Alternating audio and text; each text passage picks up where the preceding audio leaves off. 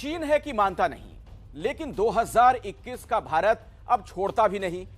चीन हर बार 1962 जैसी कहानी की कल्पना कर सीमा पर घुसपैठ की हिमाकत करता है, लेकिन भारतीय जवानों के हाथों अब हर बार वो मुंह की खाता है। लद्दाख के बाद अब चीन अरुणाचल में भी उकसावे वाली कार्रवाई कर रहा है, लेकिन अरुणाचल के दौरे पर पहुंचे पूर्वी कमान के commander lieutenant general Manoj Pande ने चीन को सीधी चेतावनी दी है कि अगर डिफेंसिव अप्रोच से चीन नहीं मानेगा तो भारतीय सेना एग्रेसिव नीति के लिए तैयार है। यह चेतावनी थल सेना ने दी तो असम के मिसामारी एयरबेस पर भारतीय वायुसेना भी पूरी तैयारी के साथ बैठी है। इंडिपेंडेंट एविएशन ब्रिगेड की तैनाती की गई है। आसमान में ऐसा सर्विलांस सिस्टम है जिसके रहते चीन अब सीमा पार नहीं कर पाएगा। तो चीन की चुनौती के खिलाफ भारत की पुख्ता तैयारी को जानने के लिए देखिए घंटी बजाओ।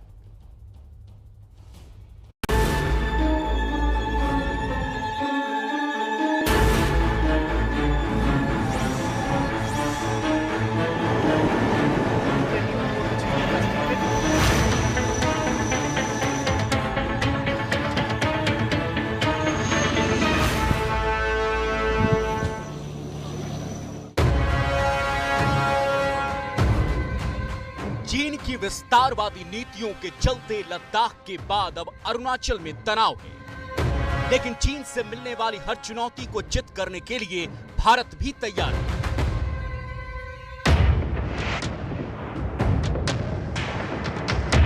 पूर्वी लद्दाख हो या अरुणाचल का इलाका, चीन की चालबाज नजर हर जगह पर है। करीब 18 महीनों से लद्दाख में जारी तनाव के बाद अब अरुणाचल प्रदेश से सटी एलएसी पर चीनी सेना की हरकत तेज हुई है। हाल ही में 200 चीनी सैनिकों के भारत में घुसपैठ की भी खबरें आई, जिन्हें भारतीय जवानों ने खदेड़ दिया था।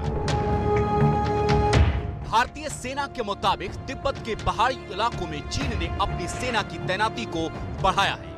चीन की थल सेना और वायु सेना मिलकर मिलिट्री एक्सरसाइज को भी अंजाम दे रही है। तो चीनी सेना के सीनियर मिलिट्री कमांडर भी लगातार एलएसी पर विजिट कर रहे हैं। पर भारत भी हर मोर्चे पर तैयार है। अरुणाचल प्रदेश से सटी एलएसी पर चीन के खिलाफ भारत की सैन्य तैयारियां क्या हैं, ये जानने के लिए एबीपी न्यूज पहुंचा है भारतीय सेना के फॉरवर्ड एविएशन बेस पर और उस कंट्रोल सेंटर में, जहां से चीन की हर चाल पर पैनी निगाह रखी जा रही है।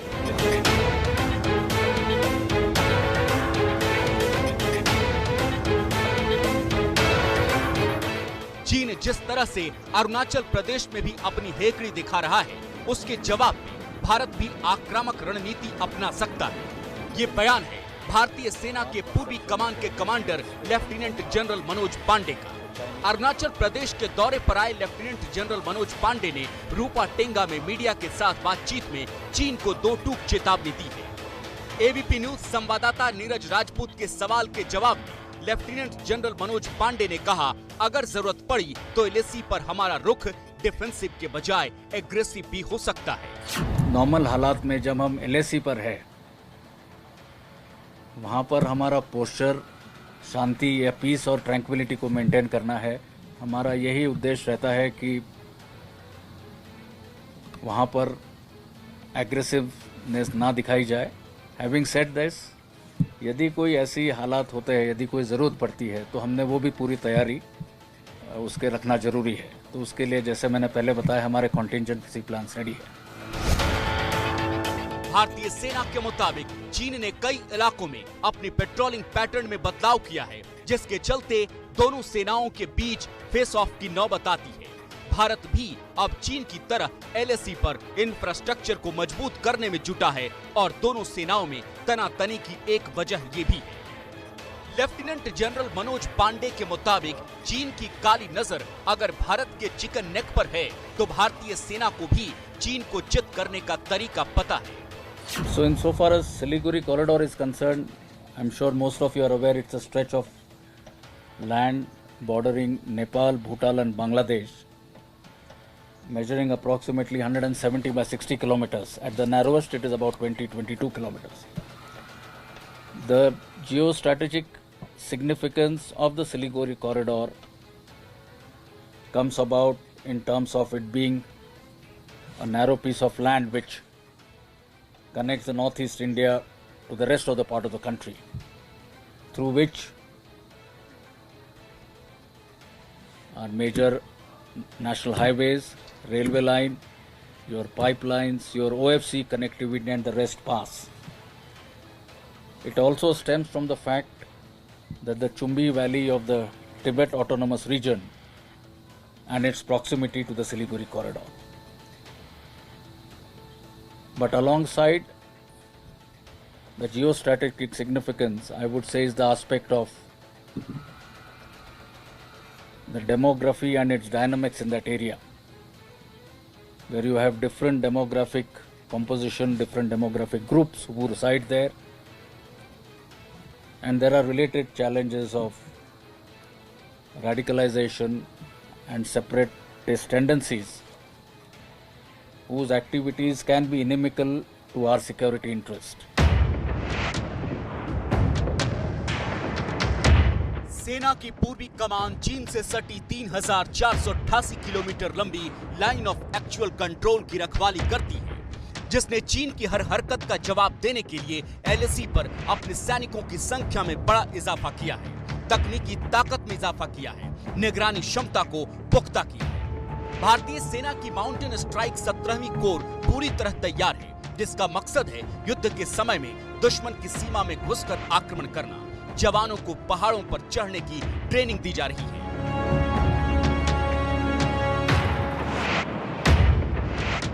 एलएसी पर चीन को चित करने के लिए भारतीय सेना तकनीक का भी सहारा ले रही है। फायर फ्लाई पैराशूट से लेकर एलएसी की सर्विलांस सिस्टम तक सब तैयार है। स्पेशल फोर्स को दिए गए हैं खास अमेरिकी पैराशूट, जो जीपीएस की मदद से जवानों और हथियारों ही नहीं बल्कि सेना की जीप तक को बॉर्डर के बिल्कुल करीब यानी बिहाइंड द एनिमी लाइंस तक ड्रॉप कर सकता है। करीब 10 टन के करीब जो है बाहर ये उठा के ले जा सकता है ये पैराशूट, और 28 किलोमीटर तक की रेंज है। यानी कि आप यहाँ बैठे हुए हैं और यहाँ से बैठकर अब आपको कोई सामान, कोई भी एम्यूनिशन, कोई हथियार, कोई छोटी जीप भेजनी होती है तो उसको यहाँ से कोऑर्डिनेट भर के किसी को ले जाने की जरूरत नहीं है, ये सीधा वहाँ पर पहुँच जाएगी, यानी कि पैरा ड्रॉप हो जाएगी और वहाँ पर जो सैनिक जो वहाँ पर तैनात होंगे वो इसका इस्तेमाल कर सकते हैं। जमीन ही नहीं, आसमान से भी चीन के खिलाफ तैयार है भारत। भारतीय वायुसेना के सर्विलांस सिस्टम को समझने के लिए एबीपी न्यूज की टीम असम के तेजपुर के करीब एलएसी से सटे मिसामारी एविएशन बेस पर पहुंची, जहां इसी साल सेना की एक इंडिपेंडेंट एविएशन ब्रिगेड को तैनात किया गया है। लाइन ऑफ एक्चुअल कंट्रोल पर चीनी सेना की हरकतों पर नजर रखने के लिए भारतीय सेना ने अरुणाचल प्रदेश में एक खास सर्विलेंस सेंटर बनाया है। इस सर्विलेंस सेंटर के जरिए भारतीय सेना जो है वो चीन की जो हरकतें हैं उन पर टेक्निकल सर्विलेंस रखती है, यानी कि निगरानी रखती है। इसके लिए भारतीय सेना ने अरुणाचल प्रदेश में ही जो सर्विलेंस सेंटर बनाया है, इसको एक फ्यूजन ऑफ सेंसर्स कह सकते हैं। यानी कि एलएसी पर जो भारतीय सैनिक जो तैनात रहते हैं, जो कि फिजिकल तरीके से जो वहाँ पर पेट्रोलिंग करते हैं और डोमिनेट करते हैं एलएसी को, उसके अलावा क्योंकि एलएसी बहुत लंबी है, यहाँ पर करीब 12 से 13 किलोमीटर लंबी एलएसी है, चीन से सटी हुई जो लाइन ऑफ एक्चुअल कंट्रोल, जिसे वास्तविक नियंत्रण रेखा भी कहते हैं। इसके लिए यहाँ पर एलएसी पर जो कैमरास लगाए गए हैं खासतौर से, जो कि हर हरकत पर नजर रखते हैं। इसके अलावा रडार्स लगाए गए हैं और उसके साथ साथ जो सैटेलाइट के जरिए भी चीन की सेना पर जो है नजर रखी जा रही है। और इन सब से जो भी तस्वीरें, ये वीडियो आ रहे हैं, लाइव फीड आ रहे हैं, वो इस सर्विलेंस सेंटर में जाकर इकट्ठा होते हैं, ताकि जो वहां पर तैनात जो टेक्नो वॉरियर्स हैं वो लगातार इस फीड को मॉनिटर करते हैं और जैसे ही चीन की कोई किसी हरकत पर नजर आती है तो उसकी जानकारी जो है तुरंत फॉरवर्ड लोकेशन पर तैनात सैनिकों को देते हैं और फिर भारतीय सैनिक जो होते हैं वो वहां पर जाकर उन चीनी सेना को वहीं पर रोक देते हैं अगर वो घुसपैठ करने की कोशिश कर रहे हैं। मिसामारी एविएशन बेस भारत के सबसे पुराने एयरबेस में शामिल है, जो द्वितीय विश्व युद्ध के वक्त से ही ऑपरेशनल है। आज यहां भारतीय वायुसेना ने एडवांस लाइट हेलीकॉप्टर ध्रुव, स्वदेशी अटैक हेलीकॉप्टर रुद्र से लेकर चिनूक जैसे बड़े कार्गो हेलीकॉप्टर और इजराइल से खरीदे गए ड्रोन हेरोन तक को तैनात कर रखा है। मिसामारी आर्मी एविएशन बेस से लगातार हेरोन ड्रोन एलएसी पर निगरानी के लिए उड़ान भर रहे हैं। हेरोन मार्क 1A ड्रोन करीब 30,000 फीट की ऊंचाई से नॉन स्टॉप 24 से 30 घंटे तक उड़ान भरकर दुश्मनों की हर हरकत की निगरानी कर सकता है। एलएसी पर चीन की हर चाल पर नजर रखने के लिए बहुत जरूरी है कि जो चीन की जो सेना की घुसपैठ है, चीनी सैनिक हैं किस तरह से घुसपैठ कर रहे हैं, उस पर नजर रखी जाए। और उस पर नजर कैसे रखी जाती है? आसमान से नजर रखी जाती है। भारतीय सेना ने एलएसी पर, यानी कि लाइन ऑफ एक्चुअल कंट्रोल, जिसे वास्तविक नियंत्रण रेखा भी कहते हैं, वहां पर इतने बड़े बड़े ये ड्रोन्स जो तैनात किए हैं, ये दरअसल हेरोन ड्रोन है और इसको आरपीवी यानी कि रिमोटलेस पायलट व्हीकल इसको बोला जाता है। ये इजराइल से भारतीय सेना ने ये ड्रोन लिए थे, यूएवी लिए थे और इनको अरुणाचल प्रदेश से सटी हुई जो एलएसी है वहाँ पर तैनात किया गया है। ये तैनात इसीलिए किया गया है ताकि काफ़ी दूरी से आसमान पर जो चीनी सैनिक हैं उनकी घुसपैठ किस तरह की है, चीनी सेना की जो मूवमेंट किस तरह से है, उस पर नज़र रखी जा सकती है। इसके अलावा जो चीनी सेना जो एलएसी पर जो अपना इंफ्रास्ट्रक्चर डेवलपमेंट कर रही है, जो अपने जो सैन्य अड्डे तैयार कर रही है, उस पर भी नज़र रख सकती है। ये जो हेरोन ड्रोन है इजराइल का, इसकी करीब करीब 20 किलोमीटर तक इसकी ये कैमरे की क्षमता है, यानी कि 20 किलोमीटर रेंज है इसकी। 20 किलोमीटर दूर क्या हो रहा है एलएसी पर, उस पर उसकी पूरी तस्वीरें जो है ये जो ड्रोन है, जो हेरोन ड्रोन है, ये ले सकता है। और ख़ास बात यह है कि ख़राब मौसम हो, यानी कि बारिश हो, और नाइट में भी, यानी कि दिन और रात दोनों में ये जो है सर्विलेंस जो है एलएसी की करता है। भारतीय सेना ने ऐसे बड़े ड्रोन्स जो हैं उनको यहाँ पर तैनात किया है एलएसी पर, अरुणाचल प्रदेश से सटी हुई एलएसी पर, जहाँ पर भारतीय सेना की जो एविएशन ब्रिगेड है, जिसमें इस तरह के जो ड्रोन्स हैं, यूएवीज हैं, उनको तैनात किया गया है। एलएसी की टेक्निकल मॉनिटरिंग के लिए सेना ने अरुणाचल प्रदेश में एक खास surveillance command and control centre भी तैयार किया है। इस सर्विलांस सेंटर में एलएसी पर लगे कैमरों की लाइव फीड के साथ सैटेलाइट इमेज भी लगातार आती रहती है। यहां से फौरन मैसेज को फॉरवर्ड लोकेशन पर तैनात सैनिकों को भेजा जाता है और चीन के पीएलए सैनिकों को वहीं रोक दिया जाता है।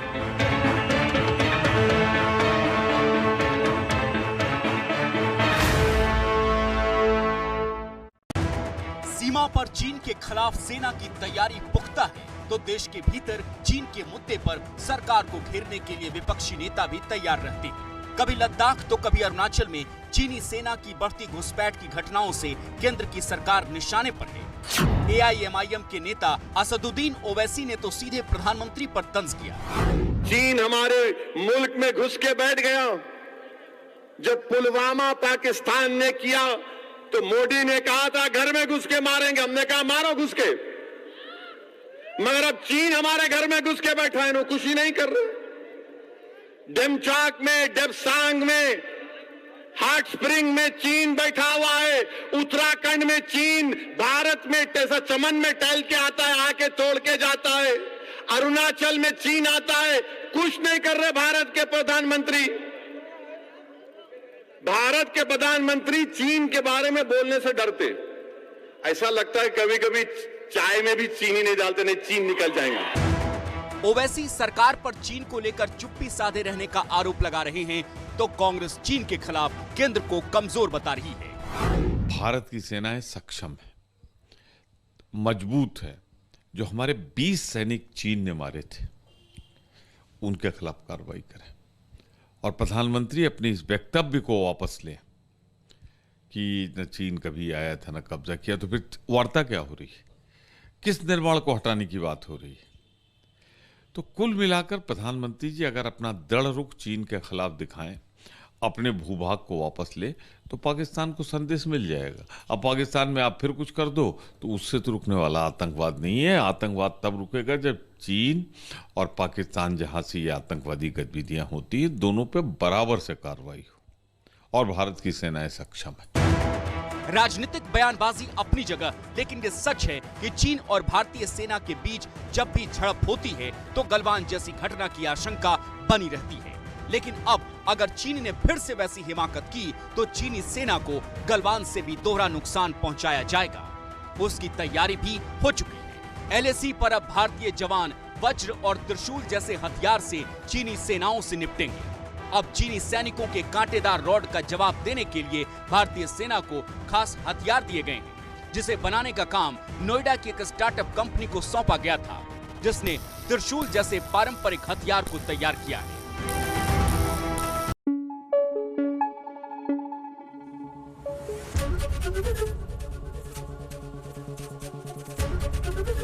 एबीपी न्यूज आपको रखे आगे।